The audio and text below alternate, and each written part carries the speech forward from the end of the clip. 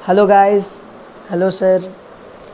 Sir आज आप खुश तो बहुत लग रहे हो। खुश तो बहुत हूँ। मैं बहुत खुश रहता हूँ। आप भी हमेशा खुश रहा कीजिए। खुश रहने की आदत डालिए, क्योंकि खुश रहने से आपका ब्रेन सही से फंक्शनिंग करता है। ठीक है, तो आज से खुश रहना। क्या बात कर रहे हैं सर? सर हमारी तो अभी चिंता है। चिंता तो होगी ही, क्योंकि आपकी रिज़ल्ट अभी आई नहीं है। आपका रिज़ल्ट आने वाला है।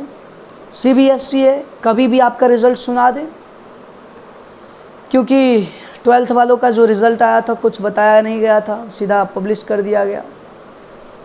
अब आपका जो रिज़ल्ट आएगा और आपका जो चिंता है उसकी अगर मैं बात करूं तो कुछ हद तक जायज़ है, क्योंकि 12th का जो रिज़ल्ट आया है उसके हिसाब से अगर देखें तो हो सकता है कि आपको भी उस परसेंटेज के हिसाब से नंबर ना मिले, ऐसा हो सकता है। लेकिन एश्योर रहिए कि आप लोग का भी 99% से ज़्यादा रिज़ल्ट आने वाला है। सभी बच्चे पास करने वाले हैं। और चूँकि मैं आपको ज़्यादा डराने वाला नहीं हूँ, मैं रियलिटी बता रहा हूँ। आपने एग्ज़ाम नहीं दिया था, ठीक है, आप एग्ज़ाम देना चाहते थे, लेकिन चूँकि कोविड का केसेस बढ़ता ही जा रहा था तो सीबीएसई ने आपके एग्ज़ाम को कैंसिल कर दिया। अब ऐसे दशा में आपके रिज़ल्ट को सुनाया जा रहा है। अब चीज़ों को आप समझने की कोशिश कीजिए कि आपने एग्ज़ाम तो नहीं दिया, लेकिन फिर भी आपके रिज़ल्ट आ रहे हैं। ऐसे में आप कितने होनहार बच्चे हैं, आपका रिज़ल्ट क्या आना चाहिए, इस बात का अंदाज़ा लगाना सीबीएसई के लिए ज़रा सा मुश्किल था। किंतु उन्होंने एक जो अपना यूनिफॉर्मिटी जो एक्सेस करने का जो वो वैल्यूएशन करते थे, जो इवैल्यूएशन उन्होंने मार्किंग का किया है, उसमें उन्होंने चीज़ों को ठीक उसी तरह से लिया है जैसे सीबीएसई में 12th वालों के लिए किया था उन्होंने। अब इसमें आपका रिज़ल्ट कैसे आएगा, इस चीज़ों को समझिएगा। यूनिट टेस्ट आपका 10 नंबर, प्री बोर्ड से शायद 30, जो इंटरनल आपका जो समझिए असेसमेंट है उसके हिसाब से 30 मार्क्स, और 40 मार्क्स जो होगा वो आपके पूरे जो पिछले कुछ सालों से जो आप पढ़ाई कर रहे हैं उसको इवैल्यूएशन करने के बाद वो इवैल्यूएशन के हिसाब से आपके उस 40 मार्क्स को शामिल किया जाएगा। अब कितना टोटल मार्क्स आता है, कैसे आता है, ये सब कुछ तो आपके रिज़ल्ट आने के बाद ही कुछ पता चलेगा। फ़िलहाल में मैं आपसे एक और ज़रूरी बात करने आया हूँ। देखिए, 10th के बाद आपका नया सफ़र शुरू होने वाला है, और जो नया सफ़र होगा वो बिल्कुल अलग होगा, क्योंकि आपने 10th तक जो भी कुछ पढ़ाई किए हैं यहाँ से आपको एक अब स्ट्रीम चुनना होगा। अब जो स्ट्रीम आप चुनेंगे, मान लीजिए या तो आप आर्ट चुनेंगे, या फिर आप कॉमर्स चुनेंगे, या फिर आप साइंस चुनेंगे। साइंस चुनेंगे, कॉमर्स, आर्ट, इन तीनों का कोरिलेशन अगर मैं आपके 10th से करूं तो चीज़ों को समझिए। आपने 10th में जो सब्जेक्ट पढ़ाई किए हैं उसका आर्ट से और साइंस से तो लेना देना है, लेकिन कॉमर्स से ज़रा वो फासला बनाए रखा है। ये हमारे एजुकेशन सिस्टम का दुर्भाग्य है कि 10th के अंतर्गत, यानी कि इंटरमीडिएट से पहले उन्होंने अकाउंटेंसी या फिर मैनेजमेंट या फिर कोई ऐसे सब्जेक्ट को उन्हें पूरी तरह से रखना चाहिए था।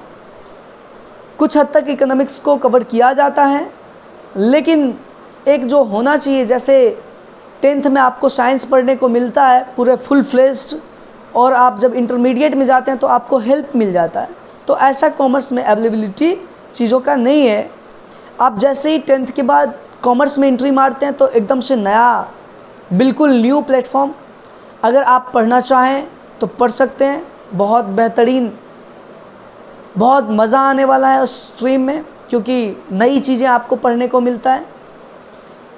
और मैं भी कॉमर्स पढ़ाता हूँ, तो अगर आपको हेल्प की ज़रूरत हो कहीं भी कोई भी सब्जेक्ट में तो आप हमसे हेल्प ले सकते हैं। हमारा एक और यूट्यूब चैनल है KR कॉमर्स क्लासेज, आप वहाँ पे ज्वाइन कर सकते हैं। हमारी ऑनलाइन क्लासेस की भी व्यवस्थाएं हैं, तो आप उससे भी जुड़ सकते हैं। पहली चीज़, दूसरी चीज़, ये तो मैंने आपको कॉमर्स के बारे में बताया। अब समझिए आर्ट का। आर्ट में भी जो आप हिस्ट्री, ज्योग्राफी वगैरह वगैरह जो भी सब्जेक्ट हैं, ये आप कहीं ना कहीं 10th में पढ़ रखे होते हैं, तो आपको आर्ट में भी हेल्प मिल जाता है। मैं आपको कहना ये चाहता हूँ कि 10th के बाद जब आप 11th 12th में जाते हैं, तो वो डिसाइड करता है कि आपका लाइफ किधर जा रहा है। What do you want to be actually in your life? What do you want to do in your life? So it will decide कि आप 10th के बाद क्या करने जा रहे हैं। तो आप इस सब विषय में सोचिए, बेवजह व्यर्थ का आप रिज़ल्ट के बारे में सोच के परेशान होएंगे। इससे बेहतर है कि आप आगे के स्ट्रीम के बारे में सोचिए कि आगे आपको कैसे बढ़ना है, आपको जीवन में क्या करना है, कौन से लक्ष्य को भेदना है। ये सारा चीज़ आप तय कीजिए ताकि आपको आगे के सफ़र आसान हो सके। अब 10th का रिज़ल्ट के बारे में आप सोच रहे होंगे। देखिए, एक तो तरीका है कि जो रिज़ल्ट आता है आप उसे एक्सेप्ट कर लीजिए। दूसरा तरीका ये है कि आपको अगर सेटिस्फैक्शन नहीं है अपने रिज़ल्ट से, तो आप अपने स्कूल में जाइए और वहाँ पर अपने सर से बात कीजिए और उनको कहिए कि हम ये मार्क डिज़र्व नहीं करते, और फिर वो आपको सॉल्यूशन बताएंगे। जब आप उनसे बात करेंगे तो वो आपके डाटा को CBSE को भेजती है, कलेक्ट करके जितने भी बच्चे होते हैं उन सब के डाटा को वो कलेक्ट करेंगे और उसको CBSE को भेजेंगे। तो ये सब कुछ होंगे। ये बिल्कुल ऑब्जेक्टिव क्राइटेरियन के हिसाब से आपके नंबर को मार्किंग किया गया है। चूँकि आपने एग्ज़ाम नहीं दिया था, तो उनके पास और कोई तरीका नहीं है जिससे कि वो ये पता कर सके कि आप कितने होनहार छात्र हैं। तो ऐसे स्थिति में आपका जो रिज़ल्ट तैयार किया जाएगा वो कहीं ना कहीं उसी क्राइटेरिया से, उसी प्रोसीजर से तैयार किया जाएगा जो 12th वालों को किया गया है। तो आप व्यर्थ की चिंता बिल्कुल मत कीजिए। आपका रिज़ल्ट कभी भी आ सकता है। आप इसे एक्सेप्ट करने के लिए तैयार रहिए, एकदम सरप्राइज़ रहिए और मज़ा लीजिए। आपने एग्ज़ाम दिया ही नहीं, उसके हिसाब से जो रिज़ल्ट मिल रहे हैं उसको ज़रा देखो तो सही कि जब आप एग्ज़ाम नहीं दिए हो तब जाके क्या रिज़ल्ट दिया जा रहा है। तो एग्ज़ाम देते तो क्या होता, मतलब मैं कुछ कह रहा हूँ, आप समझिए इस चीज़ को कि आपकी रिज़ल्ट CBSE तैयार करके भेजने वाली है।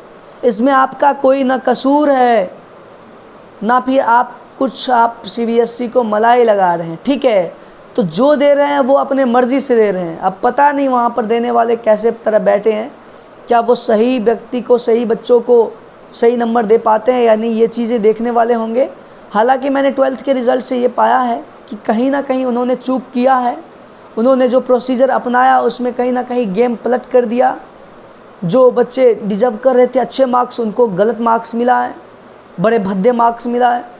मैं कल जा कर के खुद भी प्रिंसिपल सर से मिलने वाला हूँ कि आखिर क्या है बच्चों का ऐसा, क्योंकि मेरा ही एक स्टूडेंट है जिनका बहुत ही ख़राब नंबर आया। तो मैं जा कर के उनसे बात करना चाहता हूँ। बहुत सारे बच्चे हैं ऐसे, लगभग में 8-9 बच्चे ऐसे हैं हमारे जिनका मोर देन हमने इतना एक्सपेक्ट किया था कि 85, क्योंकि अगर इंटरनल बेसिस पर भी देखा जाए तो उन्होंने अच्छी तैयारी कर रखे थे। और जो भी 7-8-9 स्टूडेंट हैं उनका 80% से भी कम है। तो कहीं ना कहीं हम चीज़ों को वहाँ तक रखेंगे और क्या पॉसिबिलिटी है इसके ऊपर उनसे बात करेंगे। वैसे ही आपके रिज़ल्ट आएंगे। अगर कोई दिक्कतें आपको लगती है तो आप स्कूल में जा कर के सर से बात कर सकते हैं।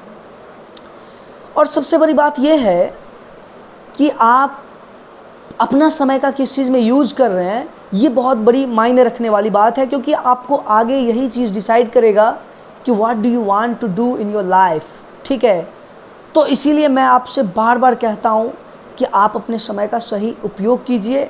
आप अपने समय को, यूट्यूब भी अगर आप चलाते हैं तो बहुत सारे आपको वीडियो मिलेंगे जिससे कि आपको इन्फॉर्मेटिव नॉलेज मिलने वाला है, जिससे कि आपको आपके सिलेबस का नॉलेज मिलने वाला है, जिससे कि आप जो बनना चाहते हैं उसके रास्ते में क्या क्या चीज़ें आपको मिलने वाले हैं, उन सब चीज़ों के बारे में आपको मिल जाएगा।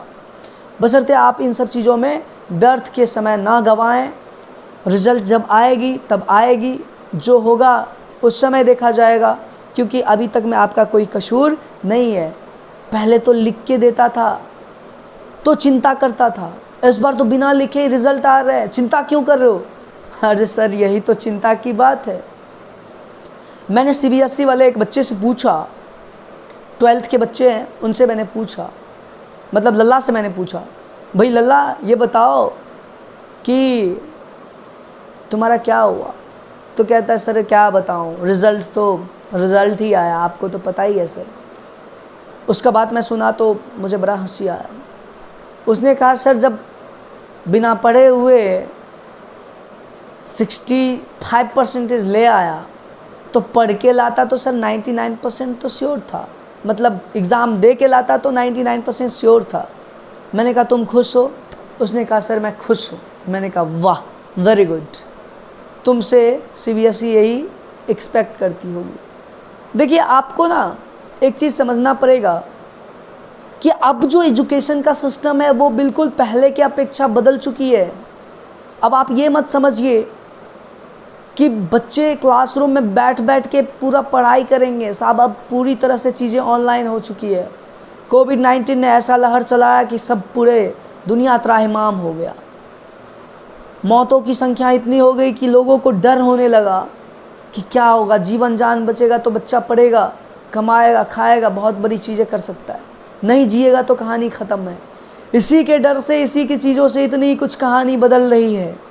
तो इसीलिए मैं आप सभी से कहना चाहता हूँ कि प्यारे बच्चों डरो मत, एग्ज़ाम अच्छे होंगे, रिज़ल्ट अच्छे आएंगे और उस रिज़ल्ट को आप एक्सेप्ट करना। अगर कोई दिक्कत लगे तो जा कर के स्कूल को सुनाना, उनको बोलना कि हमसे ही ये गद्दारी होना था क्या, CBSE को हमारी ऐसी रिज़ल्ट आई क्या। आप उनको समझाना, वैसे ऐसा कुछ होने वाला नहीं है, आप बेफिजूल चिंता करने वाले हैं।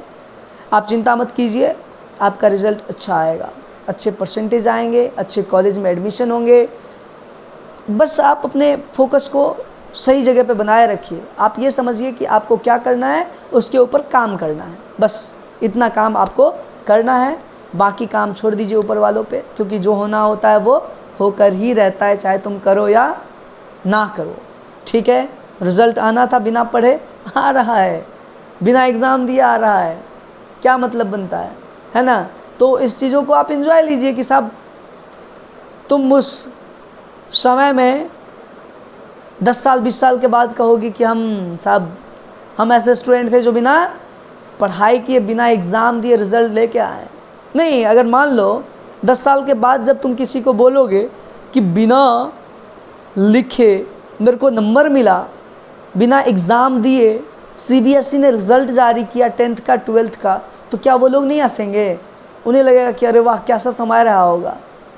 ठीक है, तो यही सब चीज़ें हैं। हम मिलते हैं फिर आपको अगले वीडियो में। आप रिज़ल्ट की चिंता बिल्कुल ना करें, रिज़ल्ट आपका अच्छा आ रहा है। फिर मिलते हैं अगले वीडियो में। जय हिंद।